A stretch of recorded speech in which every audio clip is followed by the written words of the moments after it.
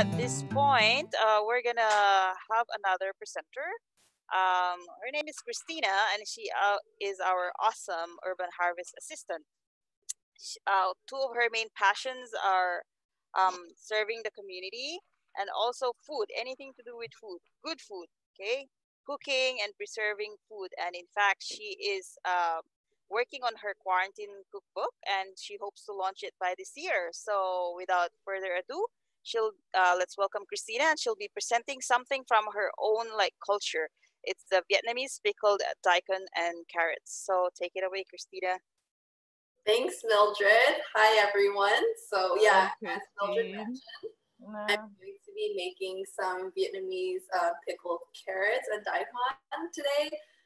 It's very simple and easy, which is why it's so appealing. It takes about like 5 to 10 minutes total. So before I get into it though, I am going to distinguish pickles and fermentation because that is confusing to a lot of people. With pickling, you are like the food that you have and you're submerging it within a brine. Your brine is going to be a vinegar at the base.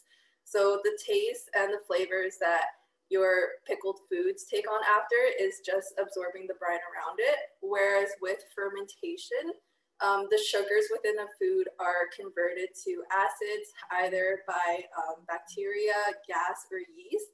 So the flavors that are developed are through chemical reactions. Yeah.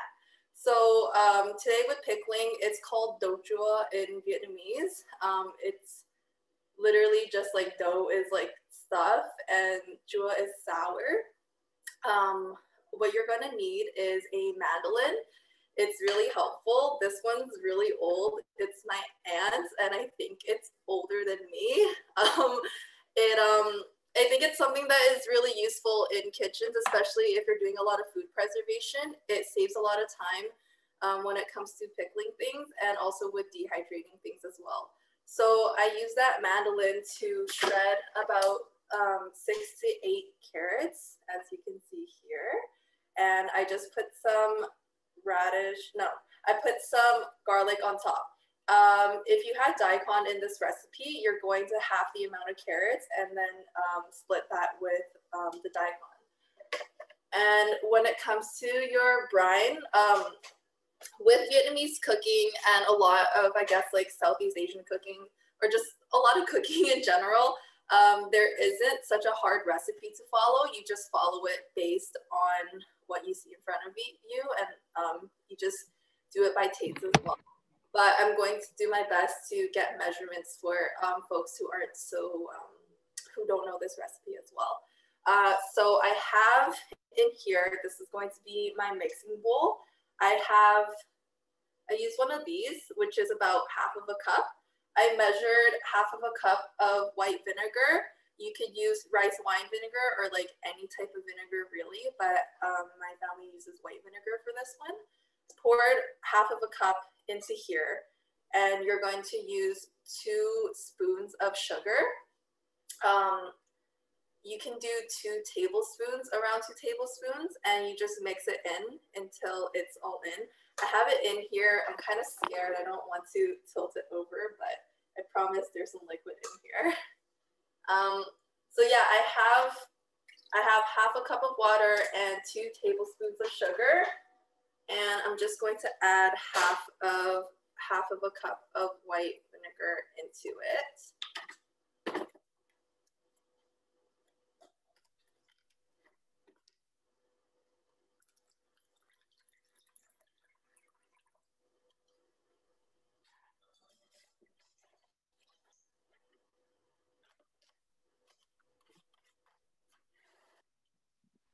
So I have my mixy mix over here. And I'm just going to pour the carrots on top of it. It's the liquid ratio is like down here, and the carrots are quite like it looks like there's a lot more carrots than there is brine, but you have to remember that carrots will release its own juices as well. And on top of that too, I'm going to show you how we ensure that all of the carrots will be under the liquid. That's something that is really important with pickling in general. You want to avoid mold or bad bacteria, and by submerging all of your foods in the brine, that's a way of ensuring that. So I'm putting my glove on. You could do this with your bare hands, but just wash it and make sure that it's super clean. I'm just taking the carrots and putting it here.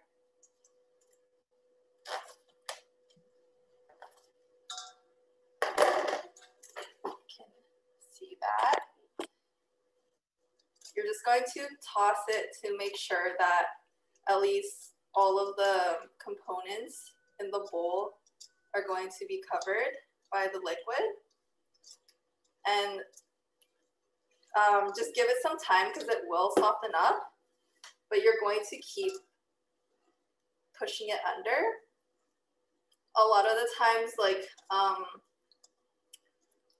I would overestimate how much brine I would need just because it wouldn't look like enough, but you can always add more. So it's just like that. There is like a little bit of liquid. It's sitting right at the top, which is perfect. That's how you're going to, like, it's a good tell when it just like sits right at the top of it. But what's going to help is if you have a plate and you're going to put it on top. Oh, give me 1 second. I'm gonna get a plate that actually fits.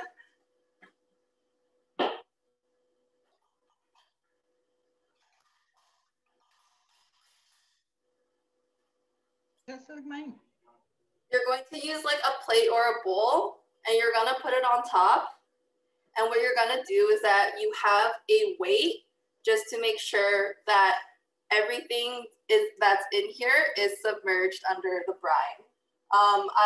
My family has this brick that we use for everything. I'm going to do that, but yeah, what you're gonna do is put a like weight of some sort on top and then cover it with saran wrap after.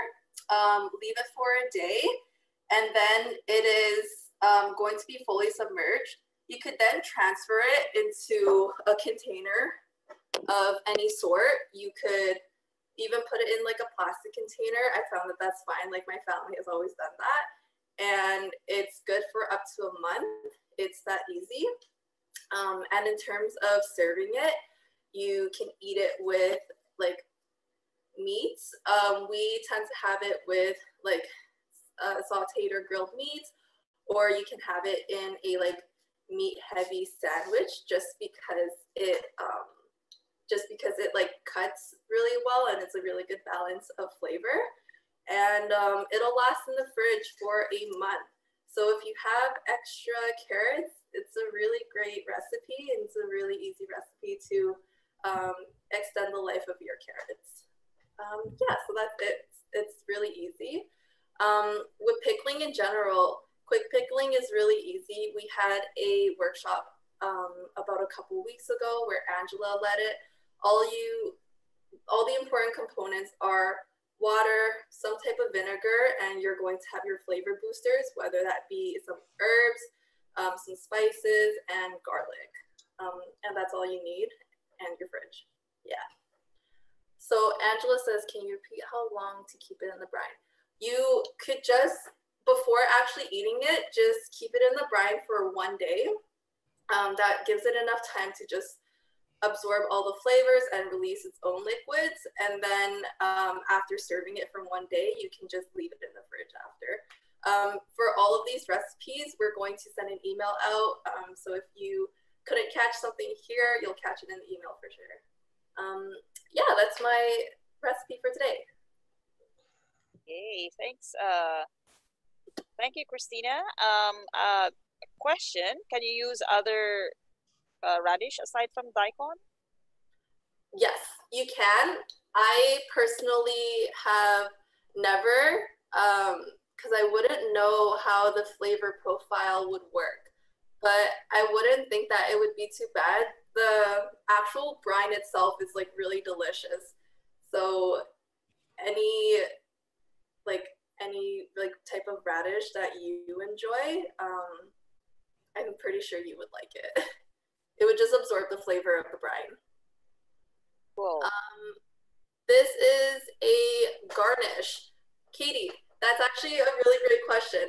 It could also be like a main piece in a salad. So my auntie, she makes a like lotus root salad, and she mixes it. She mixes this brine in the salad, and it's like one of the main pieces of it.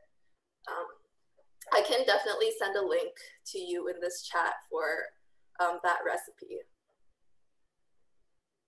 It's really great in sandwiches, as Angela said. We usually have it in banh mi, which is like really full of, it has a layer of just like butter or lard. It has spam, it has meat. So the dochua like really cuts through that flavor, and it's a really great balance.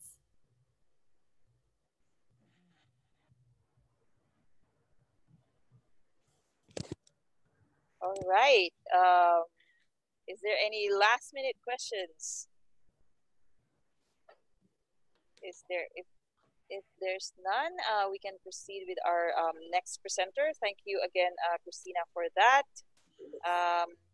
We have Charlene commented that we have like watermelon radish at the farm grown Blackberry Community Farm. I'm gonna try that as well because that's the available radish that I have in the fridge, and I'll let you know, Christina. Yeah. So at this point, let me introduce our next presenter. So our next presenter is Etty. She describes herself as a growth woman, a student for life, always loving to learn and to share her knowledge with those who are interested in what she knows. She believes that it is important to be a part of a community and give time to volunteering. She's one of our super volunteers at the farm, and we can't do a lot of the things that we do at the farm without our volunteers like it. So she'll be talking about jam and jelly, and she harvested some of the crab apples at the farm. I know a lot of people may not be familiar with what to do with crab apples. So if you have any questions about crab apples, what to do with crab apples, this is the time. So here is Etty. Hey everybody, good morning. Well, I presenting two recipes, well, three recipes by the end. Just the jelly is a little, it's not complicated, just it takes more time. What you do with the jelly, you need some scraps, like you use the cores, the peels, the stands, everything from the apple, and you will pour it. You will place it in a pot, and also you can use some apples, the ones that looks not too good. I mean, when you see a apple, it loses color. It loses color. You can still use in your apples. I will place it in here, and then I will let it steam for you. You will turn on your heat. You cover, let it steam for a few minutes. Then when you can see the bubbles, you turn off, turn to minimum the heat, and let it boil. Just boil. What we need from that process is to get the infusion, the juicy infusion. So this recipe works in two steps. One, I did the last night because it's you need to get all the fruit from the juicy fruit from the apples. Well, I imagine that process is done, and the next step is when you get the infusion, you will use a cloth, cheesy cloth. I'm big fan of that of this cloth, and I strain the juice, all the juices, and I do it. Pardon me? The infusion, you will use a cloth, cheesy cloth. I'm big fan oh. I strain the juice, all the juice. And I do it, tell me? Sorry, I was, I thought somebody is speaking to me. Well, you will get all the juice from for the infusion that you made.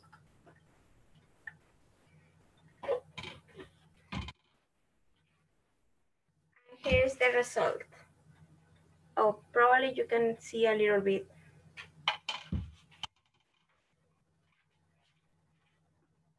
This is the final product.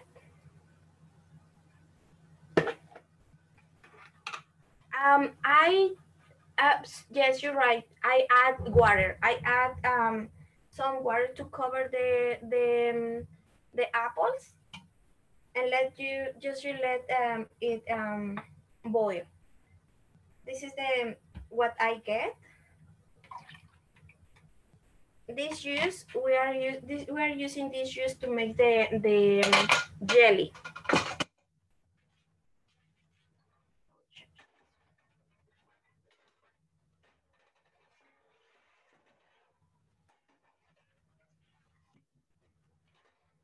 Using a small pot because you don't get a lot of juice.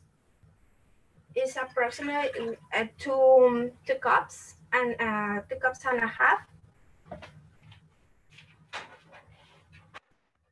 You bring it to boil again, rolling boil, and now is when you use your sugar.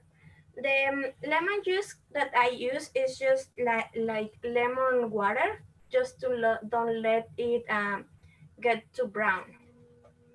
And it's already in here. Sorry. Now we are adding the sugar.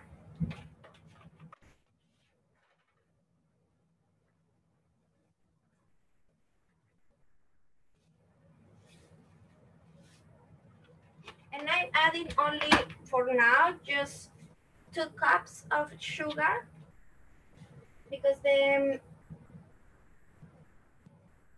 juice is already sweet. Sometimes you need more sugar if to make it fast, but I prefer to don't rush and just let it work, the pectin and or everything. And also I'm using the crab apples, a cup of crab apples, because this little guy, small little guy, is really nice. It's full of pectin.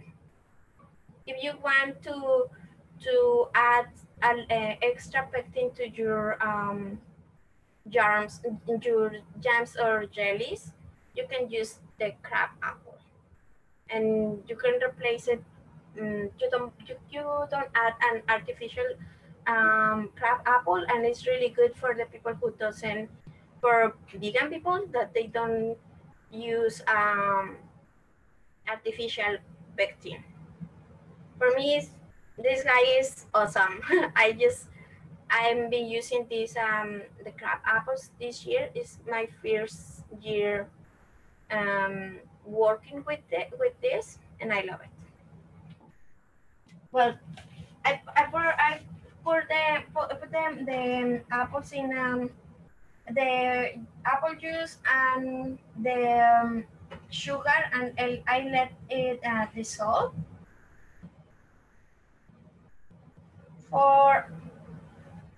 and I will let it bring to boil, rolling boil.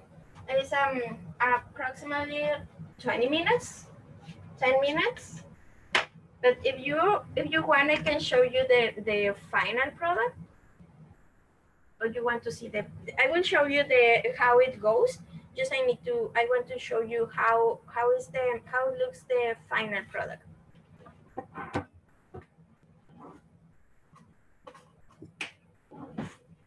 If you see, this is the jelly. One thing that I want to talk about also is the difference between jelly and jam. now you can see the jelly is just translucent. You can see it's clear and it doesn't have chunks of fruit because we strain it and we are using only the juice. I will show you how it looks.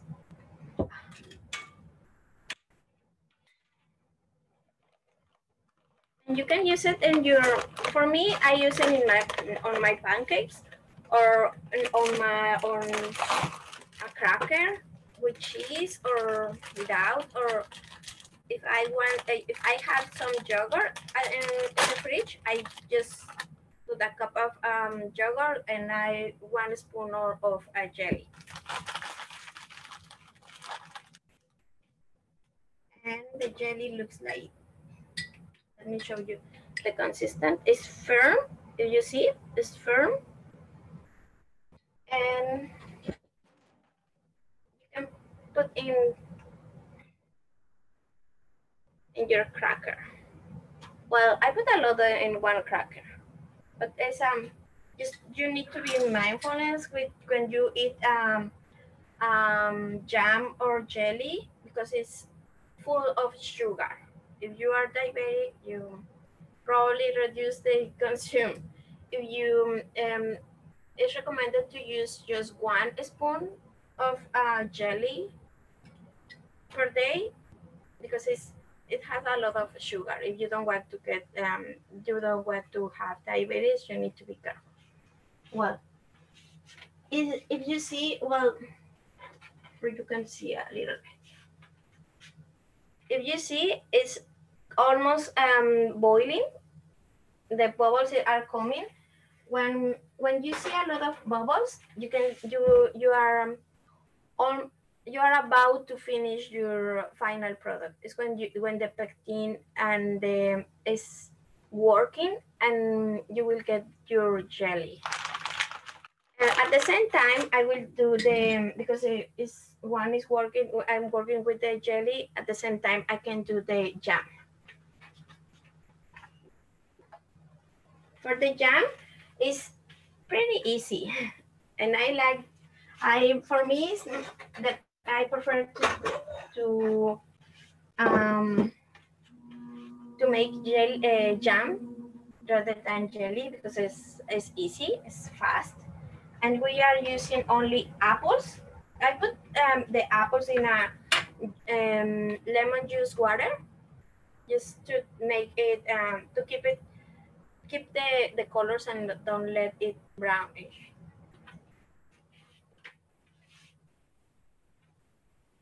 You place it in your pot, no water in it.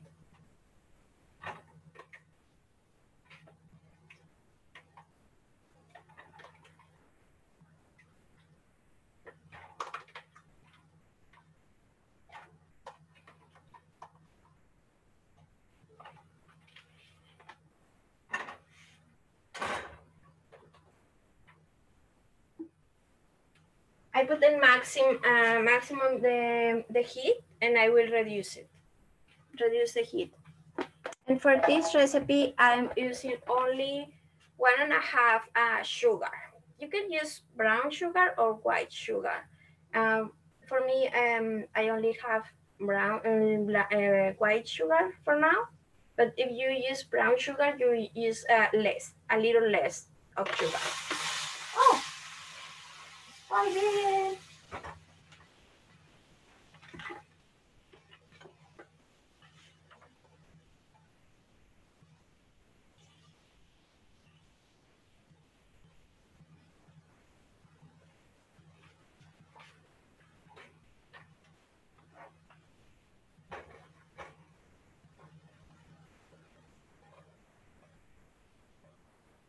The juice from the jelly is getting there.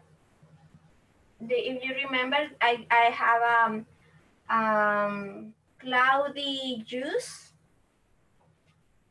but now it's clear. Let me show you how it looks. Oh, is the spoon? Oh, this one.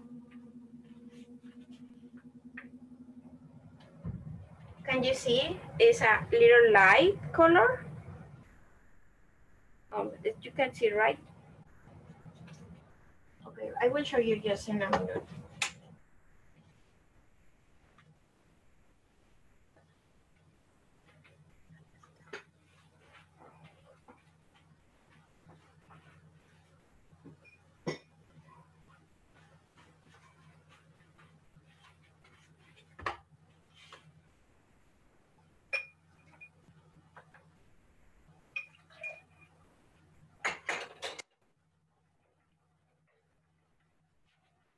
See how it looks? It's getting there. The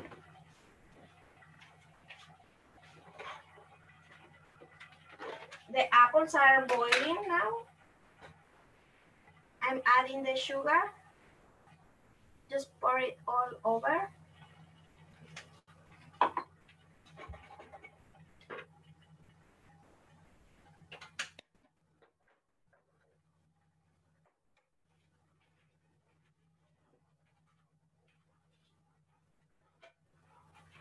And now I'm adding the crab apples. Just it's about 2 hands, full hands.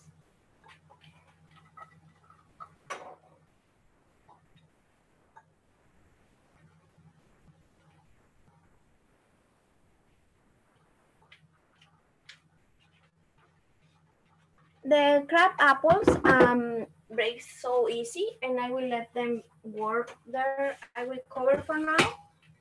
The jelly, the jam, I cover the jam. Once it's boiling or the sugar is dissolved, I will mix it and use a mashed potato to break a little bit the apples. Now I'm back to the jelly.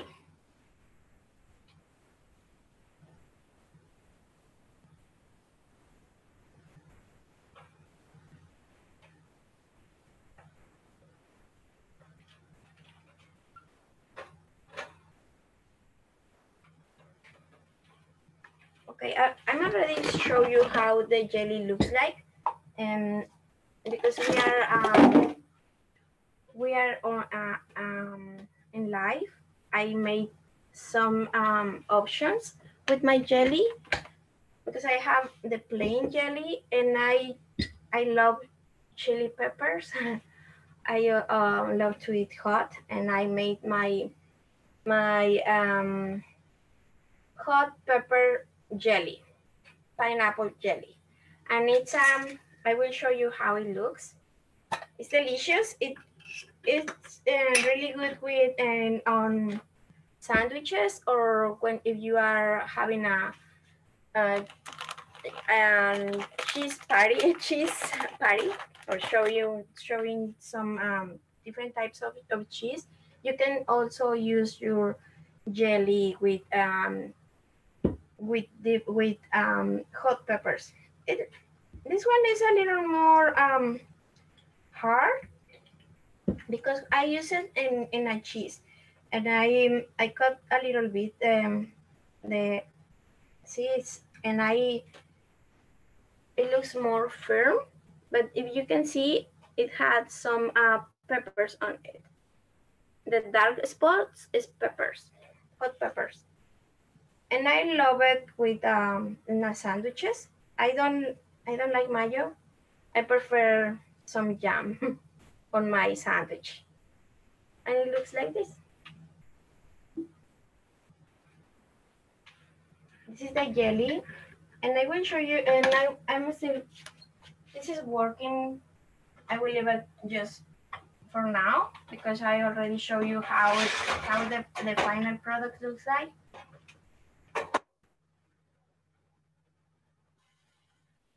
Let's do this. The sugar dissolved, and the apples are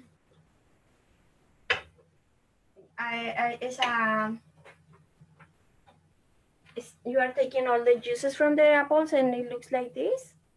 if you see, it has some the sugar dissolved. And it takes around 20 minutes, between 20 or 30 minutes to get to the to have the jam. But every time I will squish it with the mashed potato. I didn't cut the crab apples because it breaks easy.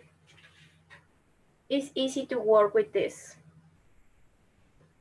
You can cut it in a chunk, but I prefer to leave it just like that because it gives a nice color, a nice consistent. So if you want your jelly or your jam to put some Christmas season Christmas season, you can add some cinnamon, pepper, and clove, just to make the your jelly more holidays, more like holiday or more cozy. You can add cinnamon, clove, or pepper. Those ingredients is something that we use a lot in Mexico to make our candies, and it's just delicious. We love it. For now, I won't use it. Just I want to tell you that you have that option to do it, and I will show you the final product with the jam because it is taking longer.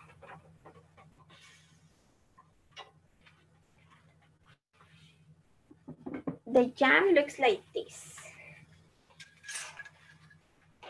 See, different color.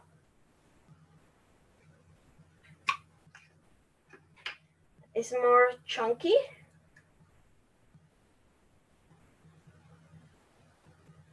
And for me, it has more apple flavor. And I prefer the jam, but the jelly is good to just spread it. The jam is a little more chunky, but you can still use the jelly, and it's good with everything. I put in my pancakes or in a just toasted bread, and I love it. And it had a beautiful color, as I mentioned. I use the crab apple because it gives a nice color. See? And I'm almost finished. And my last recipe, I want to mention, I do crab apples, pickled crab apples, like this. And I use a sweet brain with, and I leave the stem to grab it and just eat it. It's a good present or good appetizer for the holidays, and you can use it on your cheese. When sometimes when you are tasting cheese, you need to some flavor to change the taste, because you need to neutralize it. And when you eat an appetizer and cheese, you can see how it combines. How I make this recipe is I use apple cider vinegar, organic apple cider vinegar, some sugar, and water, and make the brain. And when I was boiling the brain, I pour the crab apples, but I prick it. I pinch them like this, to let the brain go inside and help the crab apple to don't break.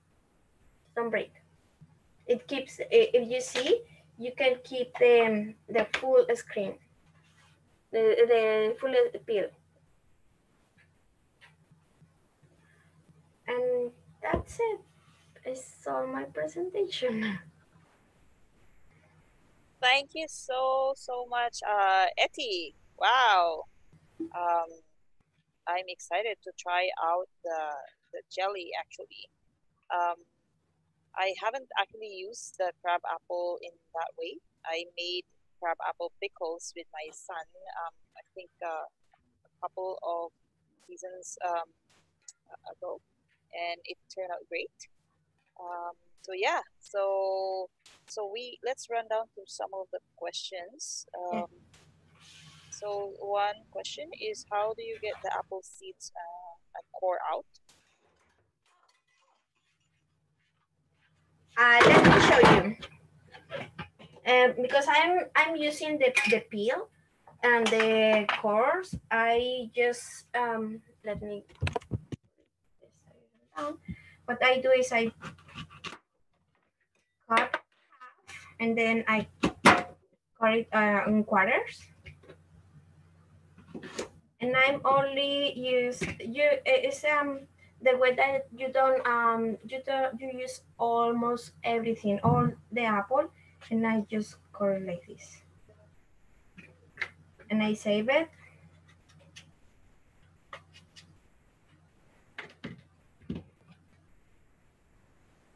And that's it.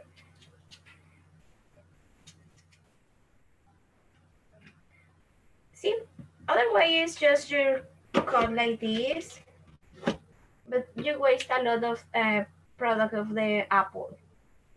But if you are using this type of cutting, you can it's good to do the infusion for the fruity infusion for your jelly. And that's is how I cut my apples. So Etty, did you remove the seed from like the crab apples? Because you also like throw in some crab apples, or do you just leave it there?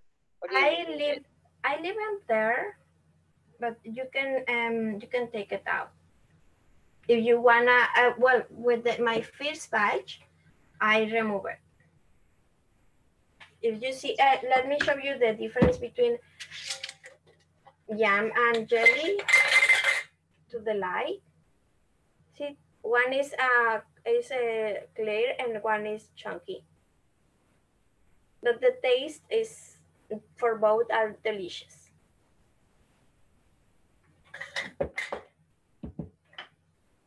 And somebody asked me in the beginning if I add some water on the apples when I made the infusion.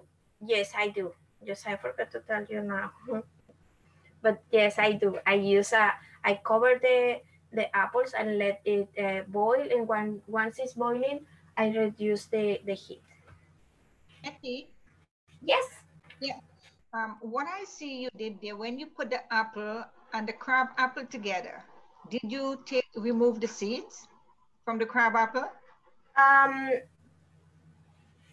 in my presentation I didn't, but the last night, my first batch, yes I did. But you know what, I use everything. Okay. And because it's cooked, you cook it, it doesn't damage your processor. But I suppose, well, jam and a jelly, you can storage it around 6 months or more, but I just use it right away. Okay, thank you. The crab apple can be used to make a comfity, and it can be sweet and savory. And you can use the seed in it. Because back home, what I did, I take the sour cherry, if anybody know the sour cherry, the greenish one, and I make comfity with that. But I just leave the seeds in it. what my knowledge is it have pectin also. Yeah. And some nutrients. So for me it's good to eat everything, or at least try to use it more longer. True. Yeah. Thank you. It is very nice. I know the jelly take a longer time to make because usually back home we make guava jelly and guava jam. Yes. One recipe I is so easy. My mom just when the apples are just when it loses a little water on the skin, she what she does is just she cover like that. She put in a small pot with a little bit of water and 2 spoons of sugar, and that's it. And she let it boil and let the pectin react, and she she is our dessert. If we have if our belly hurts, she is the medicine that she used for us. She say, do you want something if your belly hurts? Yes, mom, my belly, oh my belly. And she say, okay, I will make you some remedy. With this you will feel better. And since then when I have problems with my stomach, I make these apples and it works. Very nice. Thank you. Yeah, Yeah. thank you. Looks like there's a lot of interest about crab apples, and some people are not familiar, and that's fine. And even people who know about crab apples, they may not necessarily know what to do with crab apples. A lot of them they just fall on the ground. So if you can spot one in your neighborhood, the street apples, you are that's public apple actually, and you can help yourself. Or if you have a neighbor who doesn't know what to do with crab apples, because when they do grow their fruits, it's a lot. So talk to your neighbor or your friends if they have the crab apples. And sometimes they have like different varieties. The one at the farm, we have some that think that is more sweeter than the other one. So hopefully next year, if you participate in one of our apple picking foraging tour, you can like pick some of these crab apples. So somebody's curious what it looks like if you cut it into half. Is there fiber score like a normal apple? So Let it's me show you how it looks inside. It is. It is. Yes. so Just like an apple. it's like an Yeah, apple, and but it's a small version of an apple. Yes. yeah, it's small and the flavor is not the best when you buy it, but when you use in when you cook it, it's delicious. Just it's delicious. I love this fruit. And you know when the crab apple is ready to eat, when the seed is brown. If it's green or yellow, it's not ready to eat. Yeah. So Molola is asking, must it be cooked before eating? Not necessarily. You can eat it as is. Like I love just helping myself to the crab apple tree at the farm and just eat around the seed actually. And if people are concerned about eating the seeds, you need to eat a tons of apples for you to actually like because apple seeds have cyanide in them, but it's very minimal and you have to consume a lot to like really get sick. But yeah, so you have an option to like take out the seeds like later on, like in Eddie's case, I think she left it, but you can have an option like to take it out. I would probably take it out just because I want the texture to be consistent because it's a little fibrous if you leave it out in there. So yeah, otherwise like it's sweet on its own. Yes, yes, and the how I knew that this is edible is because one day I was so hungry and I forgot to take my breakfast, and I saw a tree in summer and said, oh, and almost fall, and I say, well, I will try. If I see a fruit, I always try. I always try a bit, and I say, well, if it's okay, and I eat one, and say, oh, it was just open my mind and said, oh, how could I do? What is the name? And I start looking for more information about the crab apples, and just I love it. Thank you. So how do you extend the life of these jams and jellies? Oh, I preserve it. I place it in a hot bath, and I do the preserving is I put my jars, hot jars, with the lids, and then I do the hot and the bath water. Yeah.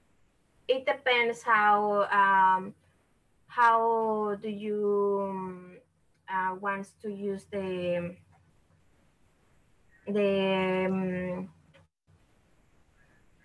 it depends the recipe, but it's around 15 minutes or 20 minutes Correct. in So a it hot depends water. on, yeah, it depends on how the size of your mason jar is. If it's small, then it will take shorter, and if it's like a bigger container, then it will take longer. So this is the way to extend up to like a year.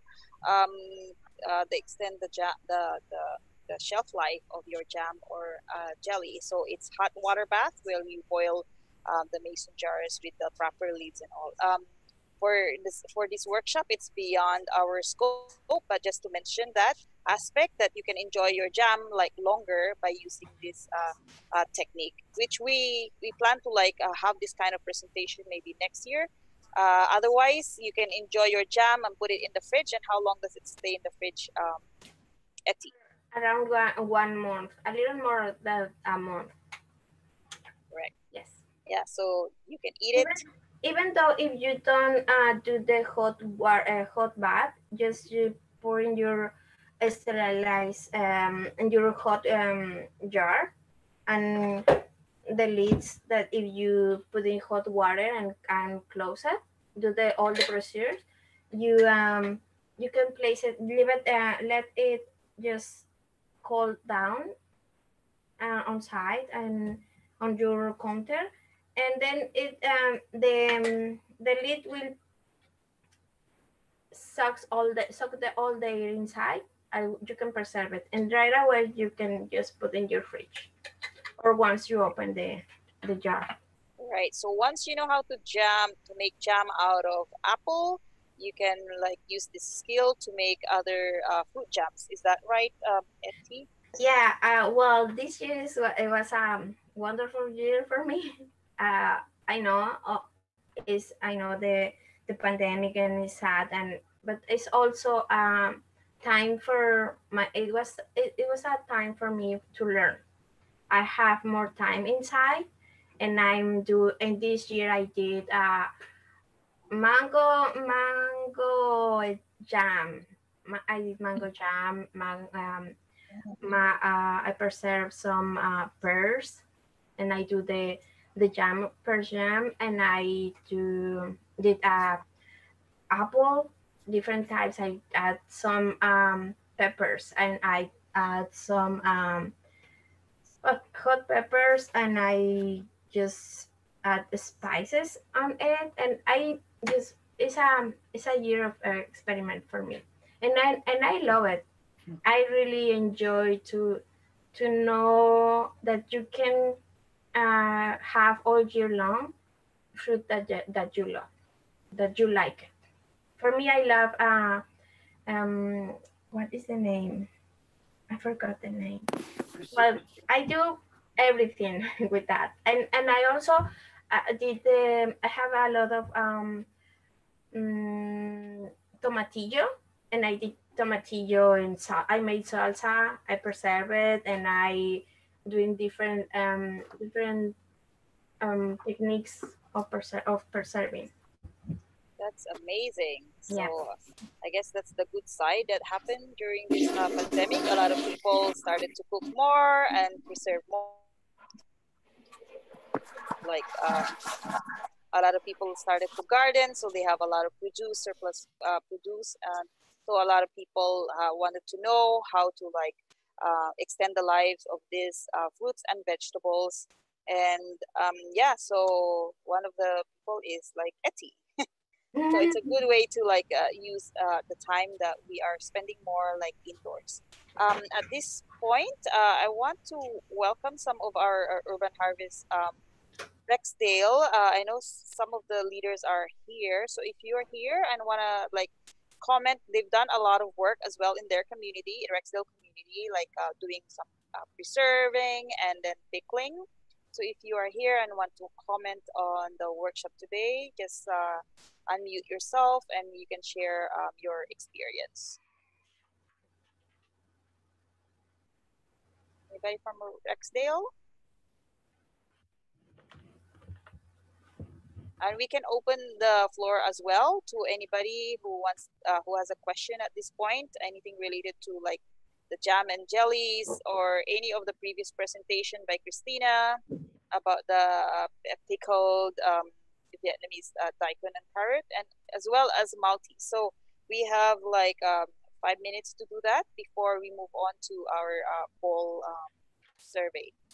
I wanted to say something. Yes, because I love your carrots pickle. We do the same. We call it ensalada de zanahoria. It's carrot salad, and we made the same, but we use onion, garlic, and cabbage with the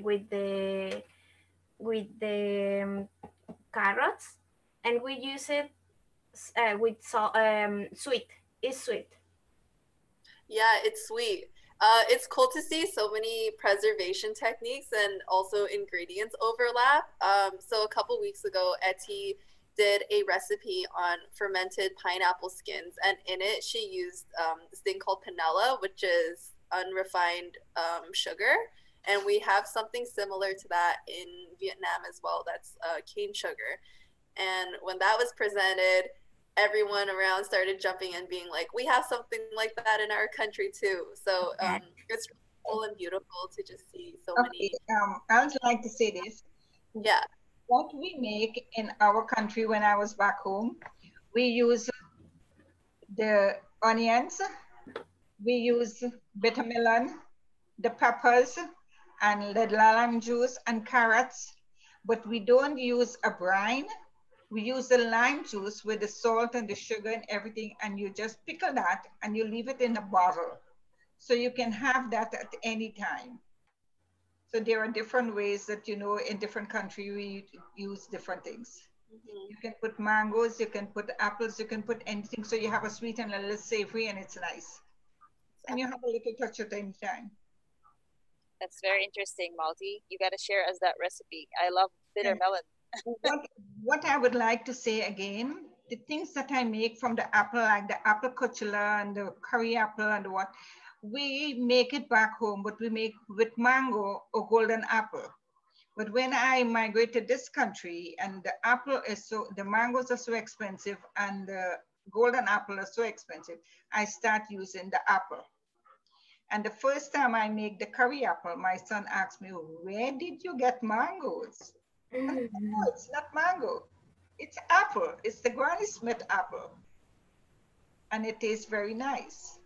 So there I go. I try to use whatever I get to make the things that we make back home. And I do that. I even use the peach to make the pepper jam because I bought the pepper jam down at Niagara Lake, and it tastes so nice, so I tried it. So there's a lot that you can do and don't have things wasting. And that's what I try to do. Yes, yeah. It's fascinating how you adapt to the place that you live, because living in Canada opened my knowledge and my creativity to use to get, if I want to cook something similar in Mexico and I don't get it, I always looking for the same or something like looks like the one that I want, that I need, and I just change the recipe a little bit adapt the recipe for the place and that I live, and just it's awesome. I does the same. Yes. I'm sharing a link in the chat. It's if you're tuning in from Toronto, there's maps of fruit trees in Toronto. If you wanted to go on an adventure and do some foraging yourself, some of the trees that are mapped there are on private land, but a lot of it is on publicly accessible trees too. And if you're lucky, you might come across a crabapple tree, and you can grab as much as you want and follow Etty's recipe. You can find some free on the beaches. Which no, it's not which wood. I forgot the name. It's on the beaches. There is a lot. It's where I eat my first crab apple. That's amazing. That's You can eat amazing. them. I've had them raw, and they're really sour though. That was a question that was asked. If it should be cooked before eating. What do you recommend, Etty? I eat raw. You can eat. Well, something about me is I always open to try new things. So if I found it on the tree, I will say, oh, I will taste it, and I just clean it and I buy it. You can actually eat it raw. So, and as I mentioned, there's different varieties. Some would be like sweeter than others. Others would be like sour, and it depends if they're not fully ripe as well. They are sour. So if you come to the farm, and hopefully next year we can welcome the public, we'll show you the sweet crab apples, and you can help yourself to it. Yeah, some of our seniors, Just recipes, yes. they have made like chutneys from it, and as well as like the green apples that we have at the farm. A lot of Yeah, I serve it. Sorry. No, I picked it. Normally, pick it and give to my after-school program kids. Well, not exactly for snack, but while I'm serving snack, I would give it to them, and they enjoy it. It is like a fun way to like eat, especially for like kids small, and they're sweet. Yeah. So thank you so much. Etty is actually a newcomer to Canada, all the way from Mexico, and she's a very hardworking person. She works also in the food industry and cleaning industry, and she's making a life here in Canada, and she's been a part of the Black Pig Farm community, and she brings her Mexican flavor to whatever recipes she shares or cooks at the workshop. So thank you so much, Etty, for participating and being a presenter today. At this